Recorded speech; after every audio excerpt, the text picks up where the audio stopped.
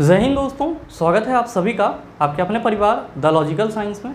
मैं हूं आलोक सिंह आतिश और आज के इस वीडियो सेशन में हम लोग डिस्कस करने वाले हैं कि किसी भी भौतिक राशि का बीमीय सूत्र हम लोग कैसे निकालें, या सरल शब्दों में कह सकते हैं कि आज के इस सेशन में हम लोग बात करने वाले हैं बीमीय सूत्र निकालने के अचूक तरीका की। जी हाँ दोस्तों, आप में से बहुत सारे मित्र ऐसे हैं जो एम, एल और टी में कन्फ्यूज़ होते रह जाते हैं, किसका क्या पावर होगा समझ में नहीं आता है। तो बने रहिएगा वीडियो के अंत तक।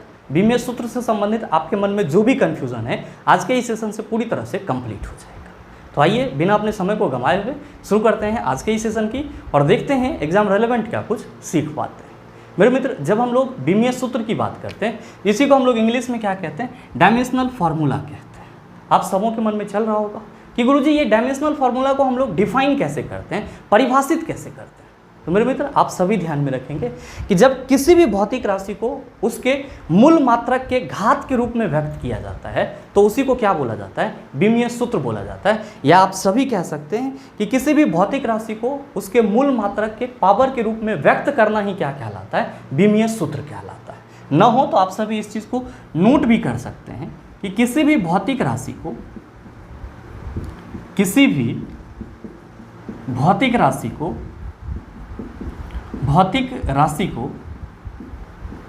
उसके मूल मात्रक के घात के रूप में व्यक्त करना, उसके मूल मात्रक के घात के रूप में व्यक्त करना बीमीय सूत्र कहलाता है। बीमीय सूत्र कहलाता है, यानी कि डायमेंशनल फार्मूला कहलाता है। तो कोई भी आपसे पूछेगा बीमीय सूत्र क्या होता है, आप कहेंगे कि भौतिक राशि को जब उसके मूल मात्रक के घात, ध्यान में रखिएगा कि घात का मतलब यहाँ पे क्या होगा, पावर। तो किसी भी भौतिक राशि को उसके मूल मात्रक के पावर के रूप में व्यक्त करना क्या कहलाता है, आप कहेंगे बीमीय सूत्र कहलाता है, यानी कि डायमेंशनल फार्मूला कहलाता है। अब यहाँ पे समझने वाली बात यह है कि गुरुजी किसी भी भौतिक राशि को किस मूल मात्रक के पावर के रूप में व्यक्त किया जाएगा। तो मेरे मित्र, आप सभी ध्यान में रखेंगे कि बीमीय सूत्र निकालने के लिए जो हम लोग सामान्यतः मूल मात्रक का यूज़ करते हैं, या हम लोग कह सकते हैं कि सामान्यतः फाउंडेशन क्वांटिटी जो हम लोग उपयोग में लाते हैं बीमीय सूत्र को बताने के लिए, वो हमारा क्या होता है, तो वो हमारा होता है द्रव्यमान, जिसको हम लोग इंग्लिश में मास कहते हैं। दूसरा हमारा क्या होता है, तो दूसरा होता है हमारा लंबाई, जिसको हम लोग इंग्लिश में क्या कहते हैं, लेंथ कहते हैं। और तीसरा होता है हमारा समय, जिसको हम लोग इंग्लिश में क्या कहते हैं, टाइम कहते हैं। और मेरे मित्र ध्यान में रखेंगे कि जब भी हम लोग बीमीय सूत्र निकालते हैं तो सामान्यतः द्रव्यमान, लंबाई और समय के घात के रूप में ही भौतिक राशि को रिप्रेजेंट करने की कोशिश करते हैं, जो हमारा क्या होता है, बीमीय सूत्र होता है। ध्यान में रखिएगा कि एक और आपका मूल राशि होता है, या आप कह सकते हो कि उसके मूल मात्रक होते हैं, जिसका उपयोग बीमीय सूत्र निकालने के लिए किया जाता है, और वो आपका क्या होता है, तो गुरुजी वो होता है हमारा करेंट। वो क्या होता है हमारा करेंट, जिसको हम लोग किससे रिप्रेजेंट करते हैं, आई से। चूंकि इसका यूनिट हम लोग एम्पियर लेते हैं, तो जब हम लोग करेंट की बात करते हैं तो वहाँ पे सिंबल हम लोग ए का इस्तेमाल करते हैं। तो सामान्यतः आप ये भी कह सकते हैं कि बीमीय सूत्र निकालने के लिए जब हम लोग मूल मात्रक की बात करते हैं तो वो मूल मात्रक या मूल राशि हमारा कौन सा होता है, तो द्रव्यमान होता है, लंबाई होता है, समय होता है, और साथ ही साथ क्या होता है, विद्युत धारा, जिसके लिए हम लोग क्या यूज़ करते हैं, सिंबल ए यूज़ करते हैं। ये क्या है, तो एम्पियर का यूनिट। आप कहेंगे चलो सर इसको भी हम समझ रहे थे, लेकिन ये बताओ कि इसके लिए हम लोग शॉर्ट फॉर्म क्या लेते हैं। तो मेरे मित्र, आप सभी ध्यान में रखेंगे कि द्रव्यमान के लिए हम लोग शॉर्ट फॉर्म जो है वो एम का यूज़ करते हैं, और लंबाई के लिए हम लोग एल का इस्तेमाल करते हैं, और समय के लिए हम लोग क्या करते हैं, टी का इस्तेमाल करते हैं। और लगभग में आप जितने भी बीमीय सूत्र देखते होंगे उसमें कहीं ना कहीं आपको एम, एल और टी मिलता है। क्या मिलता है, एम, एल और टी मिलता है। तो आप ये कह सकते हैं कि बीमीय सूत्र को सामान्यतः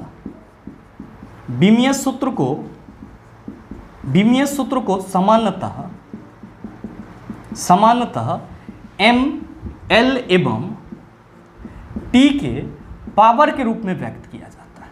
टी के पावर के रूप में व्यक्त किया जाता है, के रूप में व्यक्त किया जाता है। मेरे मित्र ध्यान में रखिएगा कि यहाँ पे एम के लिए हम लोग क्या लेते हैं, मास, एल के लिए क्या लिखते हैं, लेंथ, और टी हमारा क्या हो जाता है, टाइम, ध्यान में रखिएगा, इलेक्ट्रिक करंट होगा तो सिंबल ए का इस्तेमाल करेंगे, लेकिन समानता आपको MLT के रूप में क्या होती है, बीमीय सूत्र देखने को मिलती है। अब सवाल ये है, यहाँ पे हम लोग पावर के रूप में कैसे रिप्रेजेंट करेंगे, या बीमीय सूत्र का एक जनरल फॉर्मूला क्या हो सकता है, ताकि वो चीज़ हमारे माइंड में आसानी से ग्रैब हो जाए। तो मेरे मित्र एक एग्जाम्पल लेते हैं हम लोग यहाँ पे, मान लेते हैं कि y हमारा एक भौतिक राशि है। भौतिक राशि का मतलब क्या हुआ कि फिजिक्स के नियमों और सिद्धांतों को जिस पद के सहारे व्यक्त किया जाता है उसी को हम लोग भौतिक राशि कहते हैं। जैसे कि बल, संवेग, आवेग, गुरुत्वाकर्षण स्थिरांक, प्रतिरोध, ये सब के सब क्या है, तो आप कहेंगे भौतिक राशि है। तो मान लेते हैं कि हमारा कोई भौतिक राशि y है, कोई भौतिक राशि क्या है, y है, और हम लोग इसको क्या कर रहे हैं, तो हम लोग इसको m to the power a, l to the power b और t to the power c के रूप में लिख दे रहे हैं। कोई भौतिक राशि हमने माना और उसको m to the power a, l to the power b और t to the power c के रूप में लिख दिया। ये जो हमारा m to the power a, l to the power b और t to the power c है, वो क्या है, भौतिक राशि y का बीमीय सूत्र है। भौतिक राशि y का क्या है, बीमीय सूत्र है। और जब भी हम लोग किसी भी भौतिक राशि का बीमीय सूत्र लिखते हैं तो क्या करते हैं, तो जो हमारा मास, लंबाई और समय होता है, इसके पावर के रूप में उसका क्या करते हैं सर, रिप्रेजेंटेशन करते हैं। क्या करते हैं, रिप्रेजेंटेशन करते हैं। मेरे मित्र यहाँ पे आप एक चीज़ और ध्यान में रखेंगे कि सारे भौतिक राशि का बीमा नहीं होता है, कुछ ऐसे भी होते हैं जो बीमाहीन राशि होते हैं। और ध्यान में रखेंगे कि यहाँ पे y equal to m to the power a, l to the power b और t to the power c लिखा हुआ है।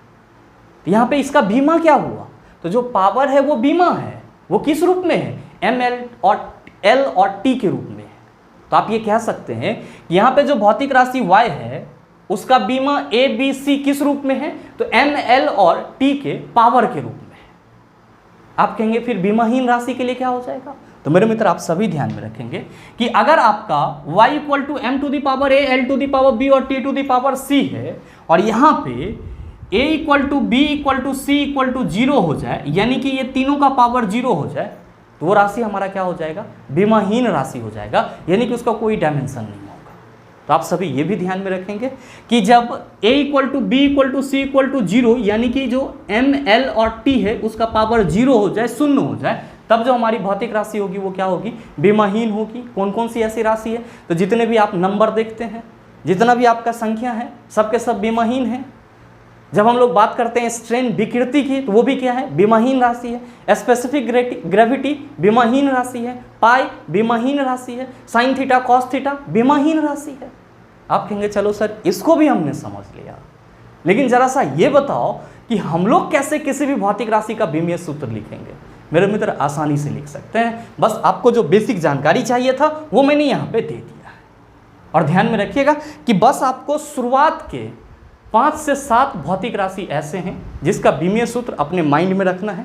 बाकी का आगे का जो भी भौतिक राशि मिलेगा उसका बीमीय सूत्र आप कैलकुलेट करेंगे, आपको किसी के सहारे की जरूरत नहीं पड़ेगी। तो आइए अब हम लोग बात करते हैं कि बीमीय सूत्र लिखा कैसे जाए। लेकिन उससे पहले अगर आप सभी इसको नोट करना चाहते हैं तो वीडियो को पॉज करके आप सभी नोट डाउन कर सकते हैं। अब हम लोग बात कर लेते हैं कि किसी भी भौतिक राशि का बीमीय सूत्र कैसे लिखा जाए। तो मेरे मित्र पहला चीज़ आप सबों को क्या ध्यान में रखना है, आप सबों को ध्यान में रखना है कि बीमीय सूत्र जब भी लिखा जाएगा वो किस रूप में होगा, m, l एवं t के रूप में होगा। m, l एवं t के पावर के रूप में होगा। मेरे मित्र ध्यान में रखिएगा, यहाँ पे m इक्वल टू क्या हो जाएगा, मास हो जाएगा, और साथ ही साथ l इक्वल टू क्या समझेंगे हम लोग, लेंथ, और t इक्वल टू हम लोग क्या समझेंगे, टाइम।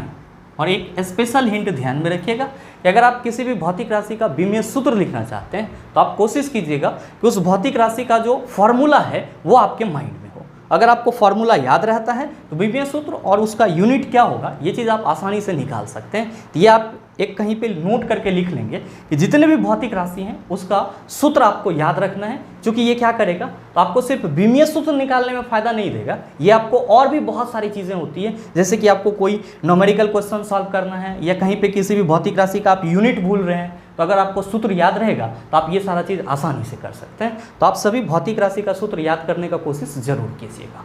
बहरहाल हम लोग यहाँ पे एकदम बेसिक से चलते हैं ताकि सारी चीज़ें आपको आसानी से समझ में आए। और ध्यान में रखेंगे कि अगर आप यहाँ पे अच्छे से एक बार फोकस कर लेंगे, इसके बाद आप अपने पूरे लाइफ में किसी भी भौतिक राशि का बीमीय सूत्र आसानी से निकाल लेंगे, और किसी भी एग्जाम में जो इससे संबंधित क्वेश्चन पूछा जाएगा आप उसका गर्दा उड़ा देंगे। मेरे मित्र पहले हम लोग बात करते हैं किसकी, पहले हम लोग बात करते हैं एरिया की, यानी कि क्षेत्रफल का बीमीय सूत्र क्या होगा। तो आप सभी क्या कहते हैं कि गुरुजी क्षेत्रफल का फॉर्मूला होता है लंबाई गुना चौड़ाई। फॉर्मूला क्या होता है, लंबाई गुना चौड़ाई।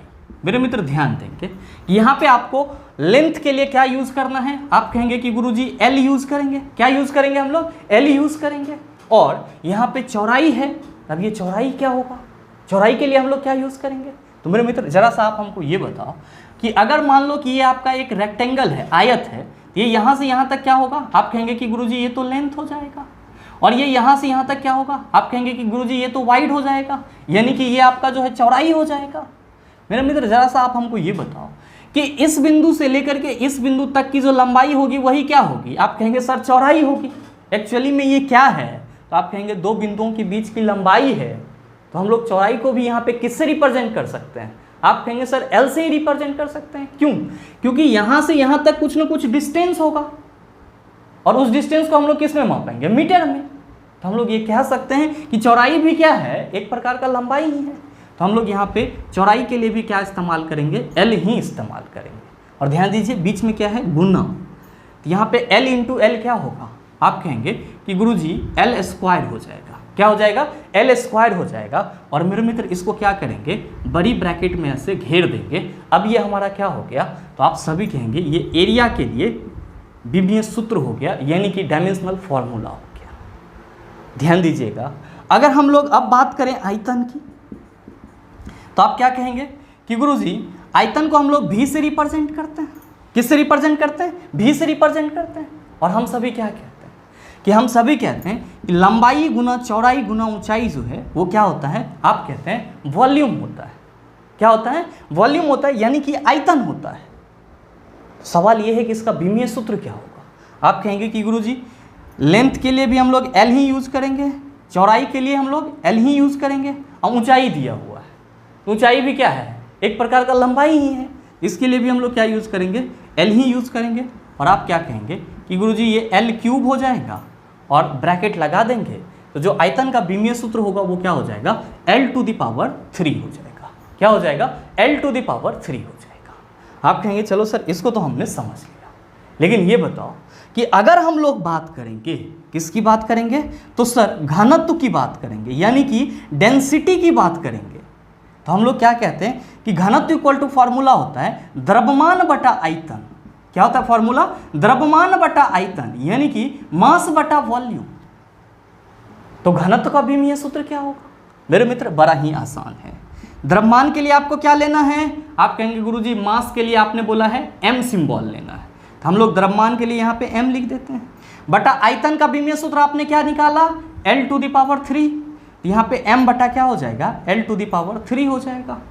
ध्यान दीजिएगा यहाँ पे जो ये l टू द पावर 3 है, इसको हम लोग ऊपर ले जाएंगे, तो आप क्या कहेंगे कि यहाँ पे जो पावर है जैसे ये ऊपर जाएगा माइनस में आ जाएगा।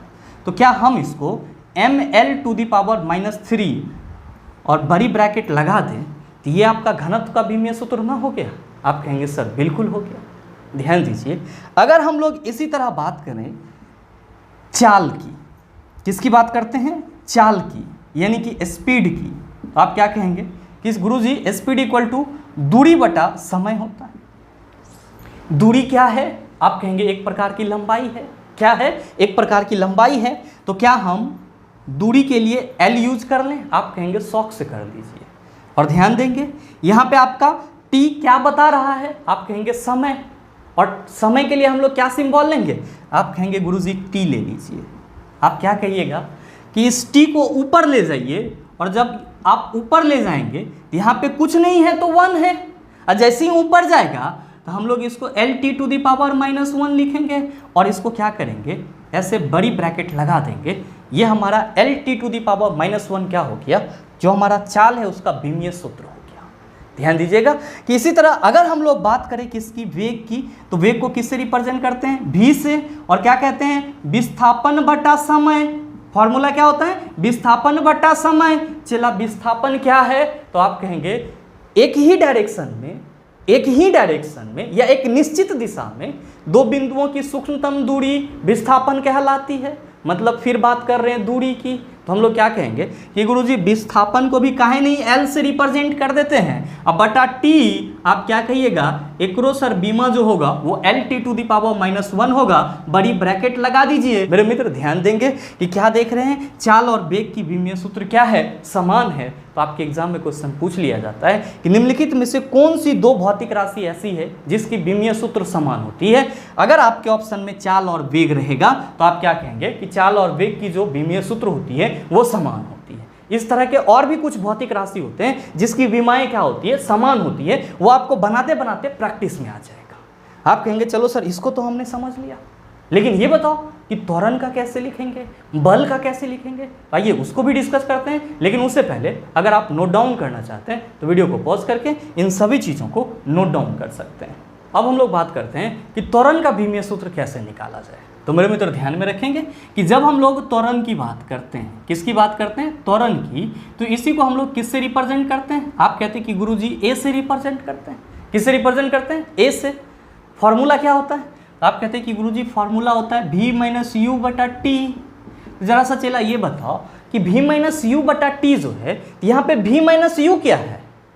तो आप कहेंगे कि गुरुजी अंतिम वेग में से प्रारंभिक वेग को घटाया गया है। तो भाई ये बताओ कि अंतिम वेग में से प्रारंभिक वेग को घटाया गया है, इसका मतलब क्या हुआ, इसका मतलब हुआ वेग में परिवर्तन। क्या हुआ, वेग में परिवर्तन। और वेग में परिवर्तन बटा समय है। तो आप कहेंगे सर कैसी बात कर रहे हैं, वेग में परिवर्तन की दर को त्वरण कहा जाता है। तो मेरे मित्र मैं आपको ये समझाना चाह रहा हूं कि यहाँ पे जो v - u है इसको आप क्या लिख सकते हैं, dv लिख सकते हैं। मतलब क्या हुआ, वेग में परिवर्तन हुआ। और यहाँ पे t है, इसको आप क्या लिख सकते हैं सर, dt लिख सकते हैं। क्या ज्ञात करना है, विमीय सूत्र। आप क्या कहेंगे कि गुरुजी यहाँ पे वेग में परिवर्तन है, लेकिन है क्या, तो वेग है। क्या है, वेग है। और वेग के लिए अभी आपने विमीय सूत्र क्या निकाला है। आप कहेंगे कि गुरुजी हमने L T to the power -1 निकाला है। तो लिख दो चला L T to the power -1। अब बटा डी टी है, समय थोड़ा सा हो या ज़्यादा हो, यूनिट क्या होगा, आप कहेंगे सेकेंड ही होगा। और होगा क्या, तो सर समय ही होगा। तो चला यहाँ पे टाइम के लिए हम लोग क्या लिखेंगे, टी। अब सवाल ये है कि अब इसको कैसे अरेंज करेंगे। तो मेरे मित्र आसानी से करेंगे। L T to the power -1 तो ऊपर ही रहेगा, और नीचे क्या है, टी, कुछ न है पावर, तो एक तो जरूरी है। जब एक ऊपर ले जाएंगे तो आप क्या कहेंगे, गुरुजी ये हो जाएगा टी टू दी पावर -1।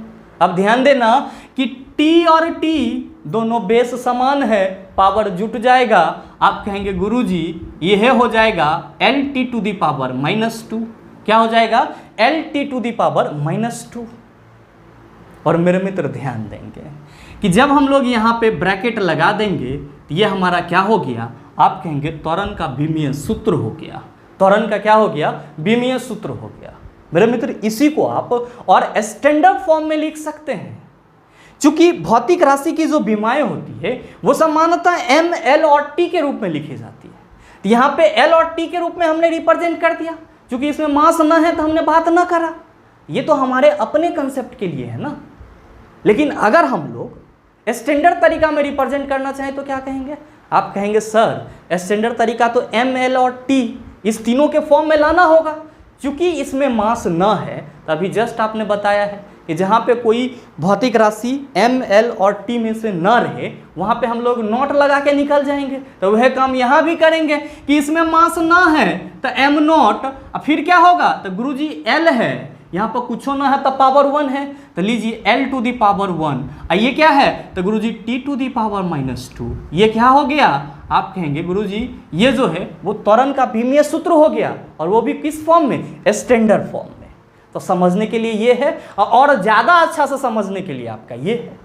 आप कहेंगे चलो सर इसको भी हमने समझ लिया, लेकिन ये बताओ कि बल का विमीय सूत्र हम कैसे निकालेंगे। तो मेरे मित्र बल को हम लोग F से रिप्रेजेंट करते हैं। फॉर्मूला आप कहेंगे सर ये पूछने की बात है, M × A होता है, मास × एक्सेलरेशन होता है। अब पूछ दिया विमीय सूत्र तो ये भी पूछने की बात नहीं है, काहे नहीं है। तो आप देख लीजिए यहाँ पे मास है तो हम क्या लिख देंगे, M लिख देंगे। क्या लिख देंगे सर, मास के लिए M। और त्वरण है तो मेरे मित्र त्वरण के लिए आपने क्या लिखा है, आप कहेंगे sir L T to the power -2, क्योंकि दोनों तो गुना में है। यहाँ तो ऊपर नीचे करने की कोई ज़रूरत ही नहीं है। क्या हो जाएगा, mLT⁻²। और यहाँ पे क्या करेंगे, ब्रैकेट लगा देंगे। क्या करेंगे, ब्रैकेट लगा देंगे। अब ध्यान दीजिएगा, बहुत सारे मित्र ओवर कॉन्फिडेंट हो जाते हैं। यहाँ पे जो m है इस पे पावर कितना होगा, तो इस पे पावर कभी भी 0 नहीं करेंगे, नॉट हो जाएगा। इस पे पावर 1 होगा। काहे, तो सर बल के फॉर्मूला में द्रव्यमान यहाँ पे लिखा गया है।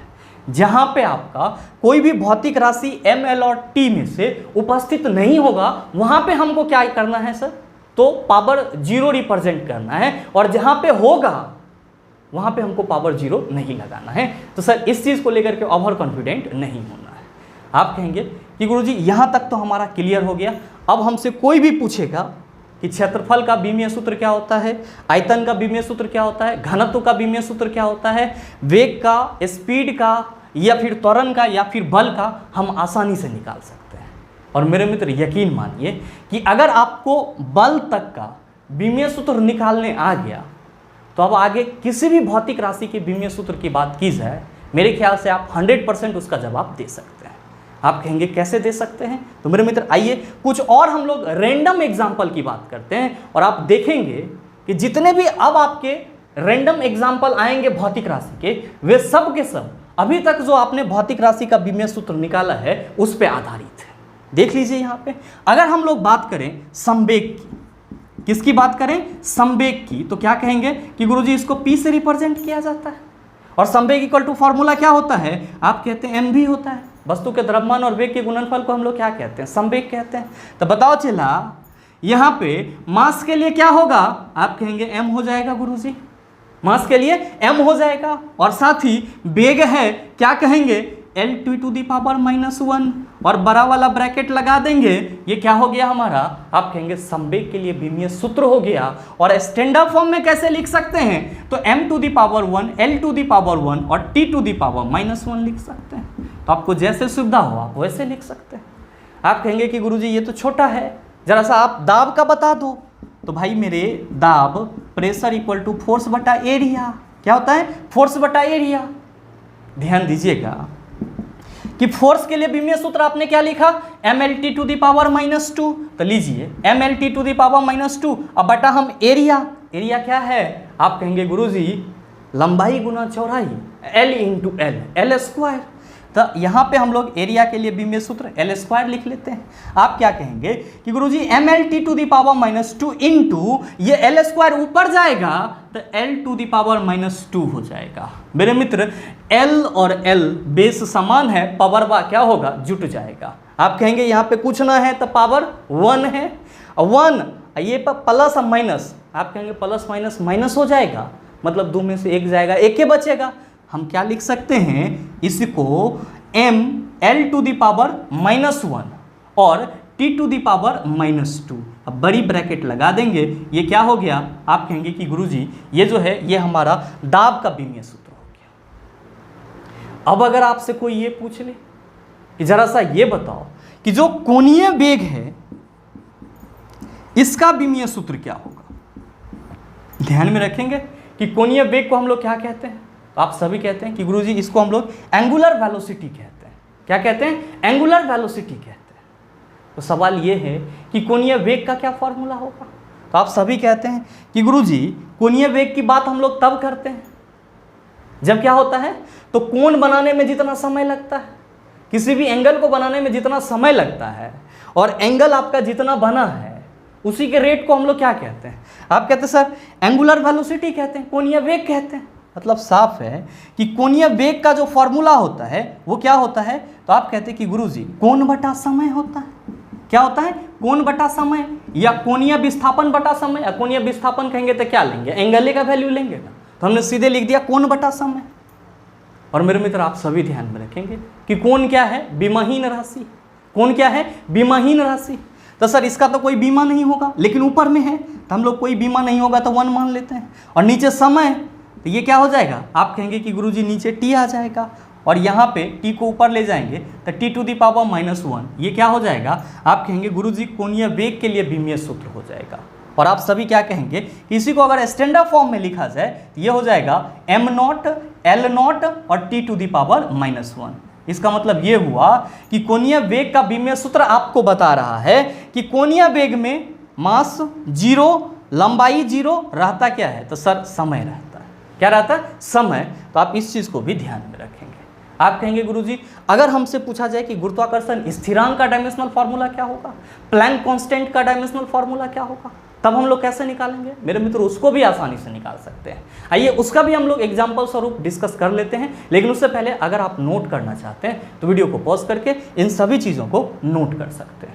अब हम लोग बात कर लेते हैं कि गुरुत्वाकर्षण स्थिरांक का विमीय सूत्र क्या होता है, क्योंकि ये क्वेश्चन आपके एग्जाम में बार बार पूछा जाता है और बहुत सारे मित्र कंफ्यूज होते रहते हैं, जबकि आपको कंफ्यूज नहीं होना है। सर जी इक्वल टू हम लोग क्या फार्मूला लिखते हैं? आप कहते हैं कि गुरुजी आपने कल ही के सेशन में बताया है कि जी इक्वल टू फार्मूला हम लोग FR² बटा m1 इंटू m2 लिखते हैं। ये क्या होता है हमारा? तो गुरुत्वाकर्षण स्थिरांक का सूत्र होता है, फार्मूला होता है। F क्या है? जहाँ पे बल है। R क्या है? तो आप कहते हैं दो वस्तु के बीच की दूरी है। और M क्या है? तो दो वस्तु का द्रव्यमान है। तो मेरे मित्र ध्यान देंगे कि यहाँ पे F के जगह हम लोग क्या लिखते हैं? F के जगह हम लोग जो बल का विमीय सूत्र mLT⁻⁻2 है उसको लिख देते हैं। और यहाँ पे R² है, तो R² क्या है? आप कहेंगे अभी ना बताएं, दोनों वस्तु के बीच की दूरी है। तो दूरी है तो क्या होगा? आप कहेंगे लंबाई होगा। तो यहाँ पे R² है, विमीय सूत्र लिखेंगे तो क्या लिखेंगे? आप कहेंगे L² लिखना दीजिए, तो लीजिए mLT⁻⁻2 इंटू L²। अब बटा क्या हो जाएगा? आप कहेंगे सर एक कर द्रव्यमान और एक कर द्रव्यमान, तो m इंटू m, em एक साथ कैंसिल हो जाएगा, नीचे आपका एक m बच गया, ऊपर में L² और L देख रहे हैं, यहाँ पे पावर 1 है और यहाँ पे क्या है? तो आप कहेंगे 2, दोनों का बेस समान, पावर क्या होगा? जुट जाएगा। आप क्या कहिएगा कि गुरुजी पहले ऊपर वाला हो जाएगा L⁻³ और T⁻⁻2 अब बटा ये नीचे आपका m है, m ऊपर ले जाएंगे, क्या कहेंगे कि गुरुजी इसको हम लोग m⁻⁻1 और फिर क्या लिखेंगे? L⁻³ और T⁻⁻2 बड़ी ब्रैकेट लगा देंगे। ये क्या हो गया हमारा? गुरुत्वाकर्षण स्थिरांक का विमीय सूत्र हो गया। अब आप कहेंगे कि गुरुजी अगर पूछ देता है प्लांक नियतांक तो हम लोग मुंह बा देते हैं। तो भाई मेरे आपको परेशान नहीं होना है, प्लांक नियतांक को H से रिप्रेजेंट करते हैं। फॉर्मूला खाली याद रखना है, फॉर्मूला ऊर्जा बटा आवृत्ति होता है। अब आप कहेंगे कि गुरुजी यहाँ तो फंस जाएंगे, ना तो आपने ऊर्जा का डायमेंशनल फार्मूला बताया और ना ही आवृत्ति का। मैंने आपको एक चीज़ बताया कि अगर आपको भौतिक राशि का विमीय सूत्र लिखना है तो जिस किसी भी भौतिक राशि की विमीय सूत्र लिखने की कोशिश करेंगे उसका फार्मूला आपको याद होना चाहिए। तो भाई मेरे यहाँ पे अगर हम ऊर्जा की बात कर रहे हैं तो यहाँ पे ऊर्जा हम यांत्रिक ऊर्जा भी ले सकते हैं, गतिज ऊर्जा भी ले सकते हैं, या तो हम गतिज ऊर्जा की बात कर लें या फिर हम लोग यांत्रिक ऊर्जा की बात कर लें या फिर किसी और ऊर्जा की बात कर लें। लेकिन हम लोगों के मन में गतिज ऊर्जा और यांत्रिक ऊर्जा का फार्मूला याद रहता है। तो यहाँ पे फार्मूला याद है तो हम लोग क्या करते हैं, उससे ऊर्जा का विमीय सूत्र भी निकाल लेते हैं। गतिज ऊर्जा का फार्मूला हाफ mv²। क्या कहोगे चेला? ये तो सर हाफ है, एक कर तो कोई वैल्यू नहीं है विमीय सूत्र में। क्या है? तो जितना भी संख्या है वो विमाहीन राशि है, उसका कोई डायमेंशन नहीं होता है। आप क्या कहेंगे? यहाँ पे m है, ये लीजिए m हो गया सर। यहाँ पे क्या है? v², यानी कि वेग का स्क्वायर। तो वेग का स्क्वायर है तो वेग का जो बीमा होगा ओकरो स्क्वायर होगा। आप कहेंगे सर यही होना चाहिए। सर यही होना नहीं चाहिए, यही होता है। वेग का विमीय सूत्र आप कहेंगे L⁻⁻1 चला एकर स्क्वायर, m तो बाहर रहेगा सर। आप क्या कहेंगे? तो सर ये हो जाएगा mL² और t यहाँ पे माइनस है तो ये दोनों क्या होगा? मल्टीप्लाई। आप कहेंगे T⁻⁻2 बड़ी ब्रैकेट लगा देंगे। ये क्या हो जाएगा? आप कहेंगे कि गुरुजी ये जो है ये ऊर्जा का विमीय सूत्र हो गया। क्या हो गया? mL² T⁻⁻2। और स्टैंडर्ड फॉर्म में लिखना है तो m पे भी पावर लगा देते हैं, m⁻1 L⁻ क्या होगा? 2 और T⁻⁻2। ये क्या हो गया हमारा? तो सर ऊर्जा का स्टैंडर्ड फॉर्म में डायमेंशनल फार्मूला हो गया। आप कहेंगे हम ना मानेंगे, कोई दिक्कत नहीं। आप लोग ऊर्जा के लिए E = mc² भी पढ़ते हैं। आप कहेंगे बिल्कुल पढ़ते हैं सर। जहाँ पे m क्या है? आप कहेंगे द्रव्यमान है सर। तो m के लिए सर द्रव्यमान के लिए m कर दिए। और c क्या है? तो आप कहते हैं velocity of light is denoted by c। जो c वेलोसिटी ऑफ लाइट है, तो वेलोसिटी ऑफ लाइट यानी कि लाइट का जो वेग होता है उसका यूनिट क्या होता है? आप कहेंगे सर कैसी बात कर रहे हैं, मीटर पर सेकेंड होता है। तो चला यह बात ना यहाँ भी आ जाएगा कि यहाँ पे जो आपका c स्क्वायर है, यानी कि जो लाइट का वेलोसिटी है उसका स्क्वायर करना है, और लाइट का वेलोसिटी का यूनिट मीटर पर सेकेंड, तो आप कहोगे डायमेंशनल फार्मूला तो सर LT⁻⁻1 होगा। यहाँ पे इस इक्वेशन के अकॉर्डिंग ये भी क्या हो जाएगा सर, स्क्वायर हो जाएगा। बतवा यही ना आएगा। तो आपको यहाँ पे ऊर्जा का विमीय सूत्र मिल गया। क्या मिल गया सर? तो m⁻1 न लिखिए सर, कोई दिक्कत नहीं है, ml² T⁻⁻2 लिख लीजिए। अब बटा आवृत्ति, आप कहेंगे सर आवृत्ति का क्या होगा? चला ध्यान देना, आवृत्ति इक्वल टू क्या होता है? 1 बटा आवर्तकाल 1 बटा टी। ऊपर में कुछ है? आप कहेंगे ना है। तो जब ऊपर में कुछ ना है चला, तो ध्यान दो यहाँ पे कि इसको हम लोग अगर टी को ऊपर ले जाए तो ये क्या हो जाएगा T⁻⁻1। तो आवृत्ति का विमीय सूत्र क्या हो गया T⁻⁻1। ध्यान में रखना क्या कि ना तो इसमें मास है ना लेंथ, तो m0 L0 T⁻⁻1 लीजिए, बड़ा ब्रैकेट लगा दिए, आवृत्ति का विमीय सूत्र आपको मिल गया। तो आप क्या कहेंगे कि गुरुजी ये स्टैंडर्ड फॉर्म का यूज़ ना करके अगर हम इसी का यूज़ करें, छोटा होगा तो हम आराम से काट खोट सकते हैं। तो T⁻⁻1 लिखेंगे यहाँ पे, एक ऊपर लेके जाएंगे तो चला ml² T⁻⁻2 इंटू यहाँ पे T⁻⁻1 है, ऊपर जाएगा तो क्या होगा? आप कहेंगे गुरुजी ये T⁻1 हो जाएगा, प्लस हो जाएगा। ध्यान देंगे कि यहाँ पे ml, यहाँ पे l है सर, l तो और कहीं नहीं है, तो लीजिए L² हो गया। अब ये T⁻⁻2 है और यहाँ पे क्या है T⁻1, तो आप क्या कहेंगे कि गुरुजी ये प्लस माइनस माइनस हो जाएगा, और हम लोग यहाँ पे क्या लिखेंगे T⁻⁻1 बड़ा ब्रैकेट लगा देंगे, और ये क्या हो गया ml² T⁻⁻1 जो है वो प्लांक नियतांक का विमीय सूत्र हो गया, यानी कि प्लांक कांस्टेंट का डायमेंशनल फार्मूला हो गया। मेरे मित्र उम्मीद करते हैं कि अब आप किसी भी भौतिक राशि के विमीय सूत्र को आसानी से निकाल सकते हैं, चाहे आपका भौतिक राशि कोई सा भी हो। बस आपको कहाँ तक बेसिक बातें याद रखना है, तो बल तक किस तरह से भौतिक राशि का विमीय सूत्र लिखा जाता है, इतना आपको सिर्फ याद रखना है। बाकी और कोई भी भौतिक राशि मिलेगा उसका आप गर्दा उड़ा देंगे। और साथ ही उम्मीद करते हैं यहाँ तक का जो भी कंसेप्ट था उसको आप आसानी से समझ पाए होंगे, इसमें आपको कोई त्रुटि नहीं रही होगी। और साथ ही साथ उम्मीद ये भी करते हैं ये छोटा सा वीडियो आपको अच्छा लगा होगा। अगर आपको वीडियो अच्छा लगा तो वीडियो को लाइक कीजिएगा, ज़्यादा से ज़्यादा शेयर कीजिएगा, और हाँ अगर आप चैनल पर नए हैं तो सब्सक्राइब करके बेल आइकन दबा लीजिएगा, ताकि इस तरह के एग्जाम रेलेवेंट वीडियो का नोटिफिकेशन सबसे पहले आपके पास पहुँचे और आप उसको सबसे पहले देख पाओ। मिलते हैं फिर अगले सीजन में, तब तक के लिए best of luck. Thank you, have a nice day.